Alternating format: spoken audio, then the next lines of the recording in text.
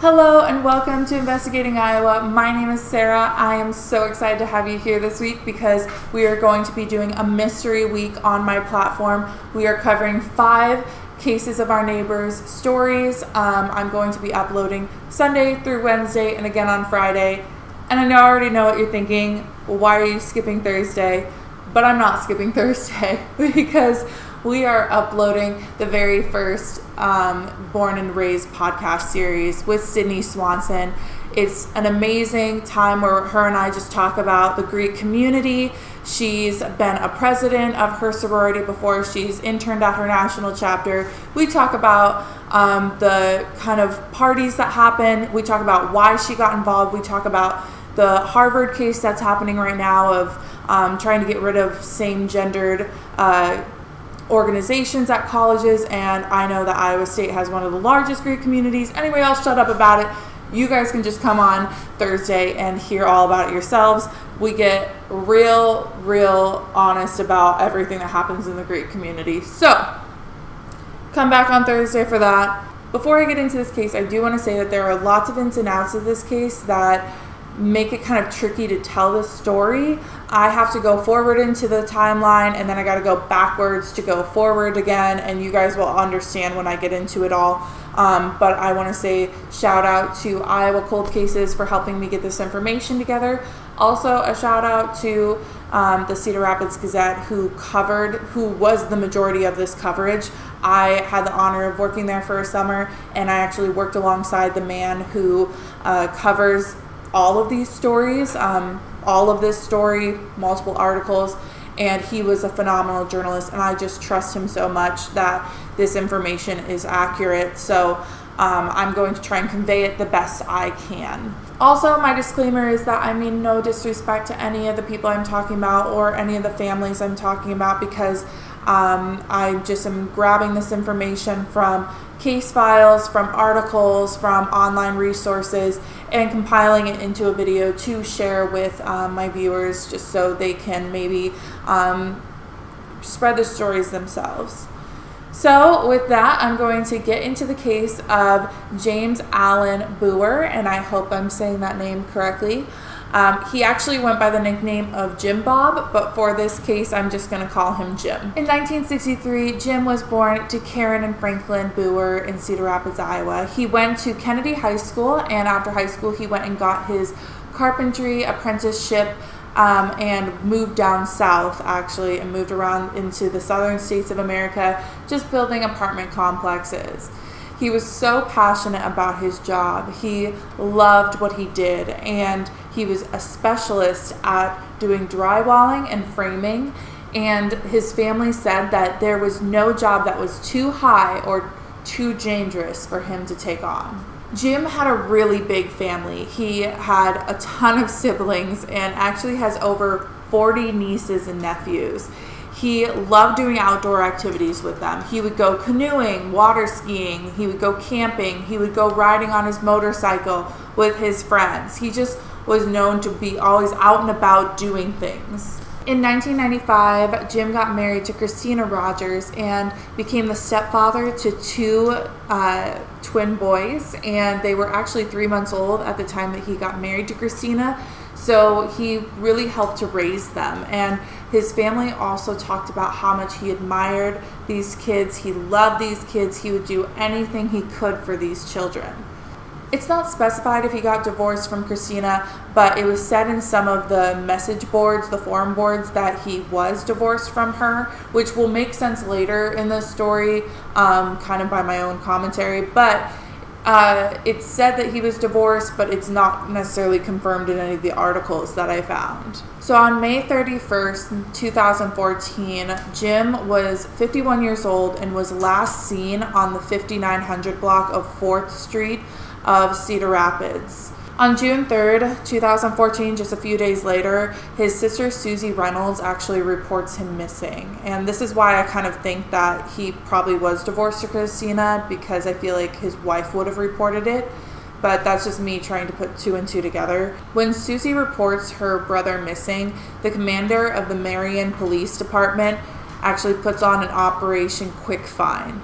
I didn't quite understand what that was, but from what I found in my research, an Operation Quick Find is when they do kind of like an Amber Alert, but it's for any age, and they send faxes out to a bunch of the local media sources, just trying to get the name and the face out there for hopefully a quick find. So on June 9th, they actually found his 1996 Chevy tan truck abandoned in Cedar Rapids, and they already thought that this was a suspicious case, but this kind of validated it for them. They thought it was an involuntary missing person, meaning they went involuntarily.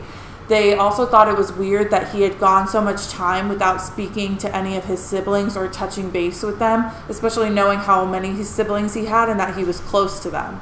So to go any further, I just kind of want to explain the layout of the land, because for people who don't know Iowa, so Cedar Rapids is like a really big city, and above it, it's like Hiawatha and Marion, and those are like smaller towns that when all three cities grew, they just kind of grew into each other.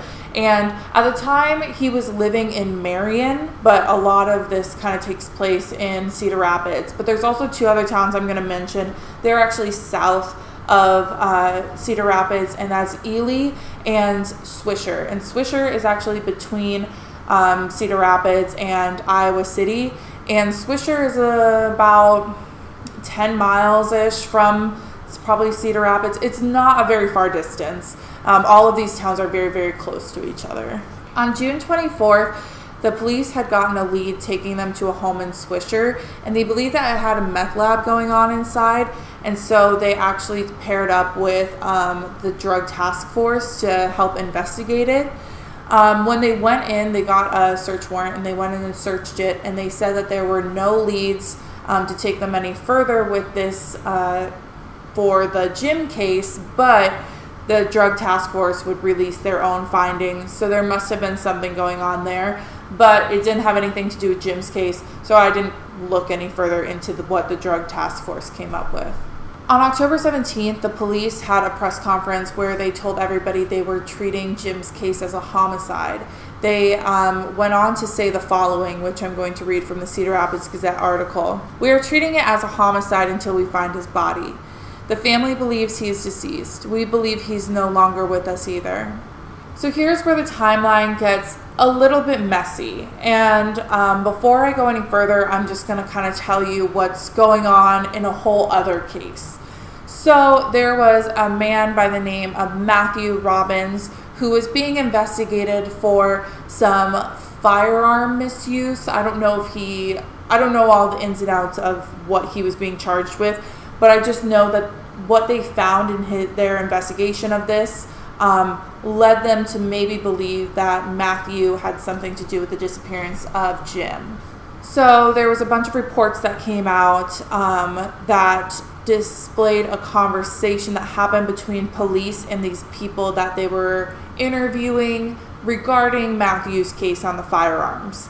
They use a lot of initials to talk about things, so I'm going to try and break it down as easily as possible.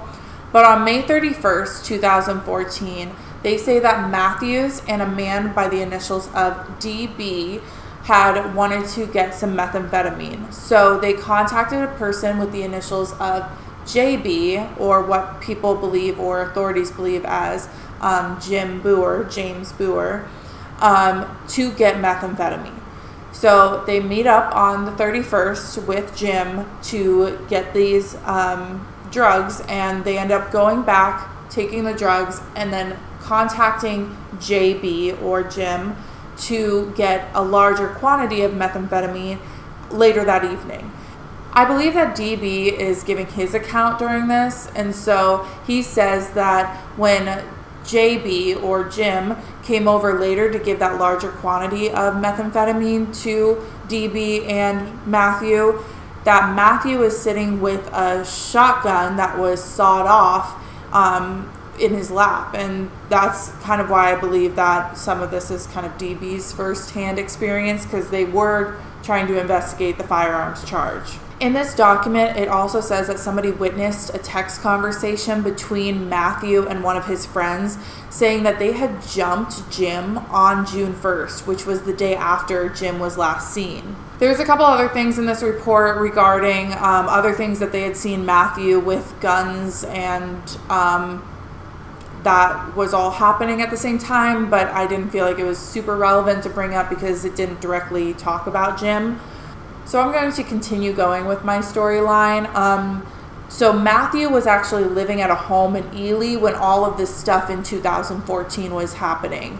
They actually said that he moved out of the home, and when he did, he took the fixtures, the carpeting, and all the furnishing out into the backyard and burned it all. On May 7, 2015, almost a year after Jim had gone missing, the Cedar Rapids Gazette comes out with all of this information that was found in this report of this other case, kind of connecting this Matthew Robbins case to the Jim Booher case. But when the journalist went to authorities asking questions about Matthew's involvement in Jim Booher's case, the authorities had said that they couldn't comment whether or not Matthew was involved in the case. This article also stated that a forensic team was taken out to the Ely home that Matthew had lived in, and so they could maybe possibly find some bodily remains. And that was happening around this May 7th timeline, and that's why this whole article came out in the first place. That same journalist went to the family and asked them questions regarding the connection between these two cases, asked them if, what police had been telling them, and the family actually said that the police hadn't talked to them in 3 months and that the police hadn't told them anything. And that's all I have on the case. I wish I had more answers for you all regarding this Matthew Robbins case. I wish I had more information about Jim's case or any other leads. I wish I knew what happened with that forensic search at the Ely home. There's so many things I wish I knew, but I couldn't find anything. And if you find something that you can share with the rest of us, please comment it, because that's where all of my leads dried up. So I wish the best to the family. I can't imagine what you are going through. And this is such a recent case. I'm putting the information for the Marion Police Department on the screen, so please contact them if you know anything about Jim's case. His family has not had answers for so long now, and even though this is more recent, it doesn't matter. Like, they deserve answers. So please, if you know anything, come forward. Anyway, that's all I have for this edition of Cases of Our Neighbors. Please join me for the rest of the Mystery Week. We have more cases to talk about, and I'm excited to share them with you. So have a great week.